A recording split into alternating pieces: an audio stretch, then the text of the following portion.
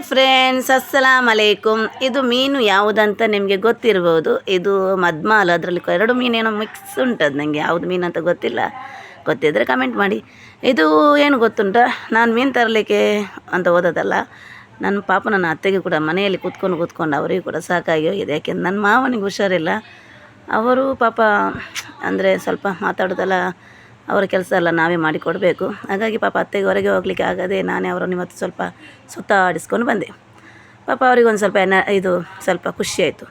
ಯಾಕೆಂದರೆ ಮನೆಯಲ್ಲಿ ಎಷ್ಟೇ ಕೂತ್ಕೊಂಡ್ರು ಅವರಿಗೂ ಕೂಡ ಅವರದೊಂದು ಇದಿರ್ತದಲ್ಲ, ಅವರಿಗೂ ಸಾಕಾಗಿದೆ. ಏನು ಮಾಡೋದು? ಹಾಗಾಗಿ ನಾನು ಅವರನ್ನು ಕರ್ಕೊಂಡೋಗಿ ಸುತ್ತಾಡಿಸ್ಕೊಂಡು ಬಂದೆ. ಬರುವಾಗ ಈ ಮೀನನ್ನು ಕೂಡ ತಂದು ಮನೆಯಲ್ಲಿ ನನ್ನ ನಾದಿನಿಯನ್ನು ಬಿಟ್ಟು ಹೋಗಿದ್ದೆ ಮಾವನನ್ನು ನೋಡಲಿಕ್ಕೆ.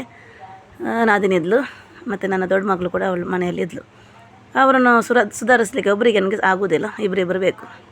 ಹಾಗೆ ನನ್ನ ಮಗಳು ಕೂಡ ಇದ್ಲು, ನನ್ನ ಅತ್ತೆ ಕೂಡ ಇದ್ಲು. ಈಗ ನೋಡಿ ಆ ಮಸಾಲೆ ನೋಡಿ, ಮೆಣಸಿನ ನೋಡಿ, ಅರಶಿನ ನೋಡಿ, ಸ್ವಲ್ಪ ಕೊತ್ತಂಬರಿ ನೋಡಿ, ಲಿಂಬೆ, ಸ್ವಲ್ಪ ತೆಂಗಿನೆಣ್ಣೆ ಕೂಡ ಹಾಕಿ ಅದು ಸ್ವಲ್ಪ ಸೂಪರಾಗಿ ಟೇಸ್ಟ್ ಬರ್ತದೆ. ಆ ತೆಂಗಿನೆಣ್ಣೆ ಹಾಕೋದು ನಿಮಗೆ ಅದು ಸ್ಕಿಪ್ ಆಗಿದೆ, ನಾನು ತೋರಿಸ್ಲಿಕ್ಕೆ ಏನು ಮಾಡ್ತಾಯಿದ್ದೆ, ನೀವು ಹಾಕಿ ಎಣ್ಣೆ. ಹಾಗಾಗಿ ನೋಡಿ ಈಗ ಅದನ್ನು ನಾನು ಹಾಗೆಯೇ ಅದೇ ಇದರ ಪಾತ್ರೆಯಲ್ಲಿ ಸ್ವಲ್ಪ ಫ್ರೈ ಆಗಲಿಕ್ಕೆ ಇಡ್ತೇನೆ. ಯಾಕೆಂದರೆ ಆಯಿಲ್ ಜಾಸ್ತಿ ಬೀಳುವುದಿಲ್ಲಲ್ಲ, ತುಂಬ ಟೇಸ್ಟಿಯಾಗಿರುತ್ತೆ.